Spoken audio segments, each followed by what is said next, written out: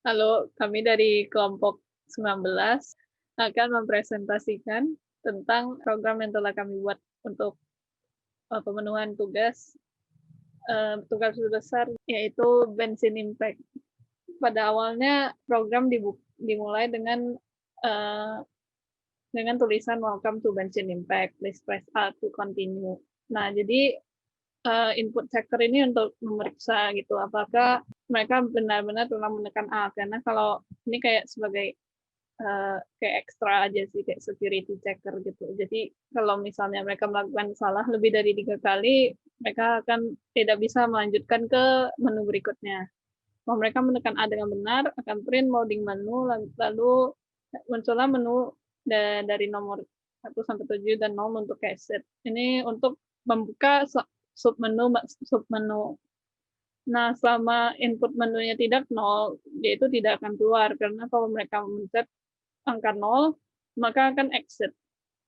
Exit-nya itu dari sini. Mereka akan keluar dari loop while dan print, terima kasih telah menggunakan bensin impact, selamat jalan.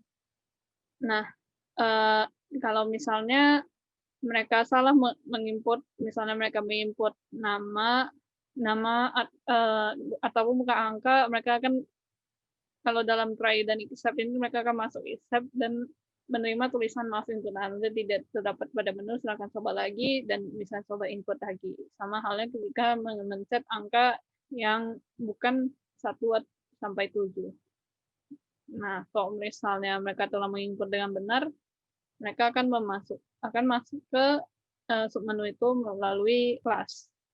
Jadi dari kelas ini untuk membawa mereka menuju submenu. Jadi misalnya kalau ada fungsi menu 1 ini untuk ke submenu 1 yaitu dapat jenis bahan bakar dari server dan seterusnya. Menggunakan fungsi import karena file yang digunakan itu di file-file yang berbeda. Jadi codingannya tidak di tempat ini langsung supaya lebih rapi aja.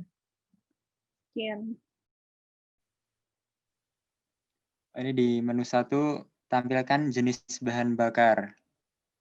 Kita menggunakan fungsi get HTTP file yang telah disediakan, terus pakai var jenis JSON. JSON itu berfungsi untuk menyimpan file yang telah ada. Terus kemudian akan mengeprint jenis bahan bakar yang telah ada di link tersebut. Berarti kalau misalnya di menu 2 ini yang buat ganti pompa, jadi pertamanya itu buka dulu file yang eksternalnya, yang bahan bakar dosisnya. Nah, terus kita itu bikin list buat pompa yang ada di file eksternal itu. Nah, jadi kita harus nge-split dulu karena di file eksternal itu nomor pompa ada di X0. Makanya nanti si list pompa ini dia bakal ke append nomor pompa yang udah di split di row ke 0, nah dia itu bakal masuk ke list pompa yang tadi udah dibuat. Nah, terus kalau misalnya buat nomor pompa sekarang, dia itu buat ngambil nomor pompa yang terakhir di file eksternalnya, makanya dia pakai list pompa -1. Nah, terus buat ngeprintnya, jadi nomor pompa sekarang itu nanti di print yang tadi udah diambil. Terus nanti pengguna itu bakal dimintain buat nge-input nomor pompa baru. Nah, di sini tuh ada 3 kondisi. Kalau misalnya nomor pompa barunya itu sama kayak nomor pompa yang sebelumnya, dia nomor pompanya itu nggak berubah. Terus kalau misalnya nomor pompa barunya itu dia lebih dari merupakan bilangan positif, makanya dia nomor pompa sekarangnya dia berubah jadi inputan yang nomor pompa baru itu, dan dia ngeprint nomor pompa berhasil dirubah. Nah, kalau misalnya selain 2 kondisi itu, ya bilangan negatif atau yang lainnya, itu tuh dia ngeprint masukan tidak valid dan nomor pompa itu nggak berubah. Jadi nomor pompanya sama kayak yang sebelumnya diambil dari list pompa -1 itu. Menu ketiga yaitu menu informasi member. Sebelumnya kita membuka dulu file sama dengan open data membership.csv, R. Nah, itu maksudnya buat memanggil data file eksternal kita yang namanya itu data membership.csv. Nah, fungsi R di sini itu buat membaca file eksternalnya. Nah, terus selanjutnya ada data sama dengan list, itu fungsinya buat bikin file eksternal itu sebagai list gitu. Terus sama for in file, sama dengan list split, itu fungsinya juga sama buat file eksternalnya itu bentuknya jadi list. Jadi agar pembacaan file eksternalnya itu dimulai dari kolom pertama itu indeks ke 0 gitu. Nah, selanjutnya ada print list ID member yang terdaftar. Ini fungsinya buat menampilkan ID member apa saja yang terdaftar pada file eksternal. Fungsinya di sini ada for J in data, terus juga for element in J. Nah, elemen di sini tuh fungsinya elemen sama dengan elemen .replace, .split itu juga fungsinya untuk men-split file eksternalnya biar datanya itu berbentuk sebagai list. Terus selanjutnya ada print elemen ke 0, indeks ke 0. Ini fungsinya buat menampilkan data indeks ke 0, yaitu ID member yang terdaftar pada file eksternal kami. Nah, selanjutnya ada nomor sama dengan input masukkan ID member. Ini maksudnya kita meminta pengguna untuk menginput ID member yang ingin ditampilkan. Lalu selanjutnya ada importer itu dan juga pola ID, itu maksudnya jadi kita pakai regex untuk menu kali ini. Jadi pola regexnya atau pola ID-nya itu bisa dilihat sebagai berikut. Nah, itu maksudnya gimana? Maksudnya itu di kurung pengawal 8 itu maksudnya kayak pola 8-nya itu adalah angka yang bisa dimulai dari 0 sampai 9, terus juga angka selanjutnya atau elemen selanjutnya adalah A sampai Z, kurung pengawal 3, itu maksudnya pola setelah angka itu adalah 3 huruf bebas dari A sampai Z. Nah, terus selanjutnya ada if re.search, itu fungsinya buat mencari data yang sesuai dengan pola regexnya itu sendiri. Jadi, kalau misalnya polanya itu nggak sesuai dengan pola ID-nya dan juga nomor yang dimasukin juga tidak ada pada file eksternal kami, itu akan bakal keluar tuh yang di bawah yang if ID tidak ada, print ID member yang dimasukkan tidak valid. Nah, untuk if nomor in K0 itu maksudnya kalau misalnya nomor ID yang diinput tadi itu terdapat pada indeks ke-0 dan juga sesuai dengan pola regex tadi, itu akan ngeprint ID member, terus yang ada pada indeks ke-0 pada file eksternal. Selanjutnya juga dia akan ngeprint nama membernya yang terdapat pada indeks ke-1 pada file eksternal. Selanjutnya juga akan mengprint poin yang ada pada indeks kedua di file eksternal, dan terakhir ada waktu pengisian terakhir yang terdapat pada indeks ketiga pada file eksternal. Fungsi nomor pompa ini itu buat memanggil nomor pompa sekarang buat nantinya di-append ke file eksternal lagi. Jadi awalnya itu filenya dibuka, terus bikin list kosong, terus nanti data yang dari file eksternalnya itu di-split berdasarkan pemisahnya itu koma. Nah, terus kita ngambil elemen yang paling pertama, itu tuh buat dapetin nomor pompa yang sekarang. Nah, nomor pompa yang sekarang yang ada di file eksternal itu. Terus nanti di-append di list pompa yang kosong tadi. Terus kita ngambil nomor pompa sekarang yang paling baru itu pakai list pompa yang -1. Terus nanti kita nge-return-nya itu nomor pompa sekarang biar bisa di-append ke file eksternal lagi gitu. Nah, jadi selanjutnya ada untuk menambah poin member. Untuk fungsi dev plus member itu fungsinya buat manggil fungsi yang sebelumnya, terus selanjutnya kita membuka file eksternalnya. Terus untuk save itu kita bikin list baru yang list kosong. Terus untuk selanjutnya itu ada for in plus member file dan i sama split sama append, itu fungsinya buat split eksternalnya dan juga append datanya, jadi kayak nambah gitu. Terus habis itu juga untuk for i in range itu juga sama, cuman bedanya di sini ada yang save i yang 2 sama indeks kedua, itu maksudnya buat nambah poinnya nanti di indeks keduanya, yaitu di bagian poin di file eksternal. Dan yang di sini juga ada save i indeks ketiga, itu juga untuk menambah atau mengganti tanggal sebelumnya menjadi tanggal saat pengguna mengisi BBM terbaru gitu. Terus habis itu menutup file eksternalnya, terus out file open itu untuk buka file eksternalnya, tapi dalam bentuk kan kalau tadi itu fungsinya buat nge-read baca aja, kalau yang ini bisa mau write atau nulis mengganti gitu kan. Nah terus for in save, write lines itu buat memasukkan yang udah di append tadi ke file eksternalnya.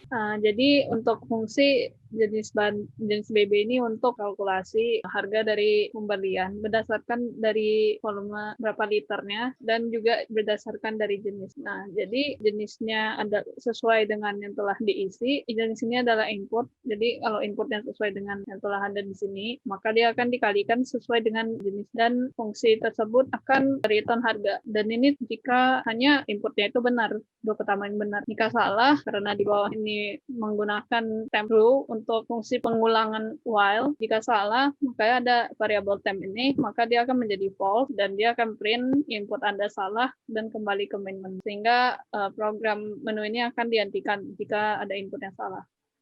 Oke, nah di sini kita juga mengimport get jenis BBM buat tahu jenis BBM apa aja yang terdaftar. Nah, terus di sini ada fungsi try except.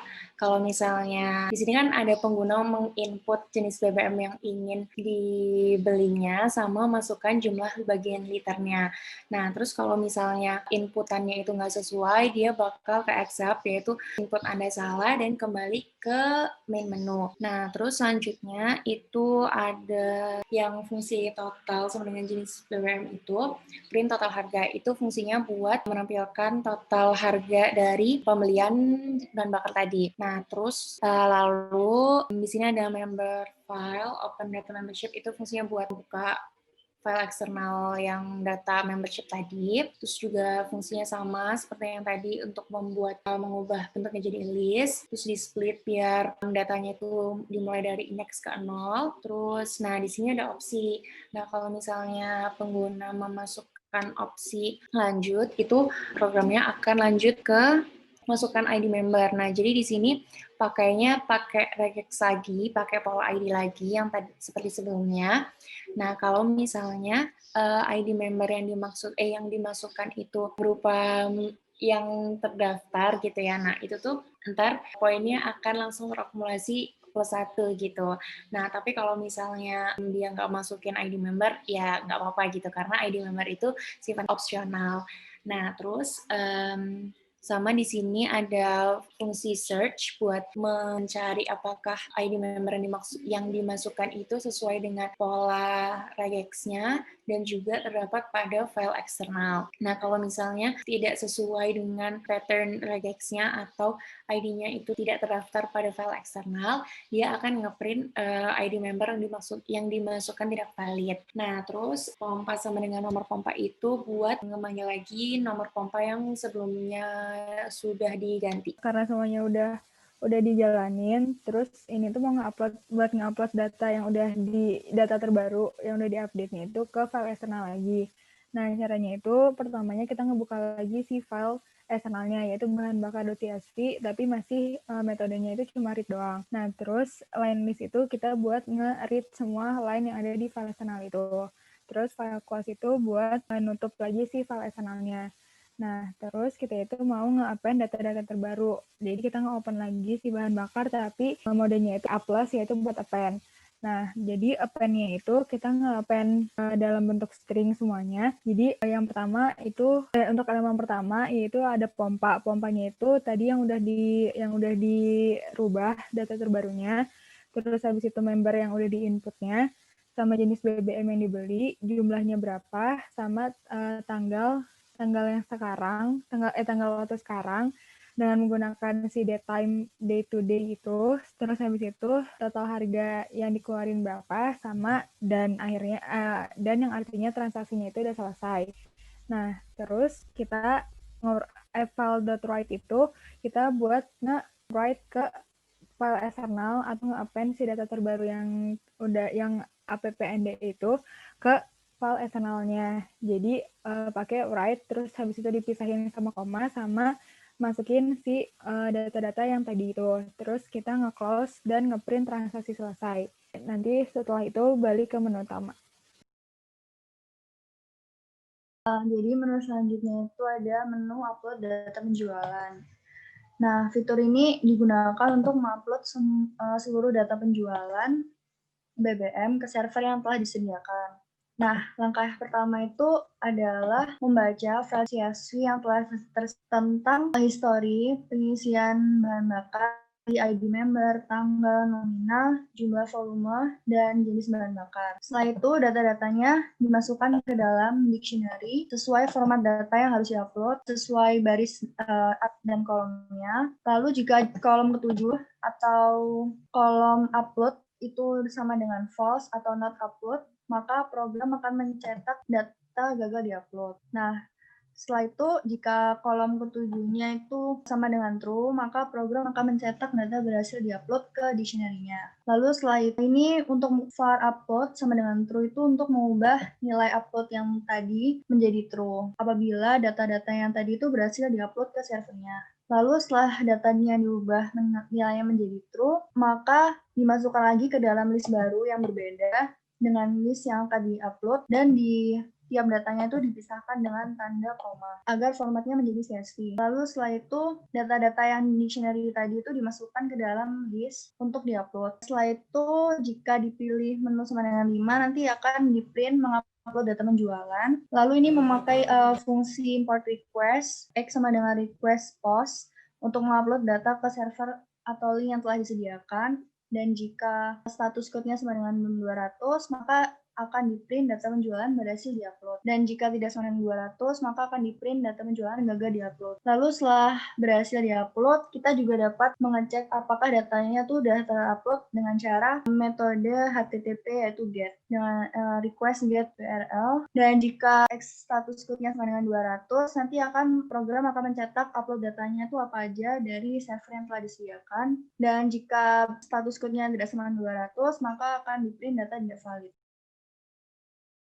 Yang menu selanjutnya itu visualisasi penjualan harian. Nah, di sini tuh pakai import pandas sama import matplotlib.pyplot. Nah, pertama itu si pengguna bakal diminta buat nge-input masukan tanggal yang mau divisualisasiin. Terus kita nge-read filenya pakai pd.readcsv karena kita pakai pandas. Nah, terus kita ngedelimiter karena si file eksternalnya itu dia dipisahin pakai tanda koma. Terus kita itu nyari data yang sesuai sama inputan tanggal yang dimasukin sama pengguna. Jadi dia itu pakai readfile.log, read filenya itu di bagian yang waktu, nanti yang sama, jadi dia itu buat nyari data yang sama kayak yang tanggal di inputan itu. Terus kita nge-zoom data itu, jadi data yang udah sama data-data yang di tanggal itu, kita nge-zoom si jenis-jenis, nge-zoom volume setiap jenis bahan bakar. Terus kita itu nge-reset index biar jadi di satu row gitu, si jenis sama jumlahnya. Terus kita pakai sumdata.plot, ya kayaknya itu bar chart, terus X-nya itu adalah jenis si bahan bakar, Y-nya jumlah liternya, sama title-nya itu visualisasi penjualan harian, bawahnya itu tanggal, sama tanggal yang dimasukin tadi. Nah, color green, blue, red, yellow ini buat bedain si setiap jenis bahan bakarnya. Nah, terus ini tuh yang plot X tick rotation sama dengan 0 itu buat X-nya itu, nama label yang di X-nya itu dia buat horizontal. Nah, X labelnya itu dia jenis bahan bakar, ya labelnya jumlah liter. Nah, PLT show itu buat menampilin si visualisasi atau si diagram batangnya itu ke layar. Jadi ini visualisasi penjualan sepanjang waktu terdiri dari dua fungsi, yaitu visualisasi total dan visualisasi per bahan bakar. Ini visualisasi totalnya. Ini pakai fungsi group by yang digunakan untuk menjumlahkan pemasukan dari setiap waktunya, dan kemudian pakai fungsi reset index yang digunakan untuk merubah indeks, dan terakhir fungsi plot digunakan untuk membuat plot diagram dari data yang telah didapatkan sebelumnya. Kemudian plot show digunakan untuk menampilkan diagram visualisasi yang telah didapatkan sebelumnya. Kemudian ada fungsi visualisasi untuk per bahan bakar, karena seperti yang bisa dilihat di sini terdapat menu untuk pilihan mau yang total ataupun per bahan bakar. Jadi si pengguna bisa mengisi apapun, mau yang total atau per bahan bakar. Jadi kalau si pengguna mengetik per bahan bakar akan muncul fungsi ini.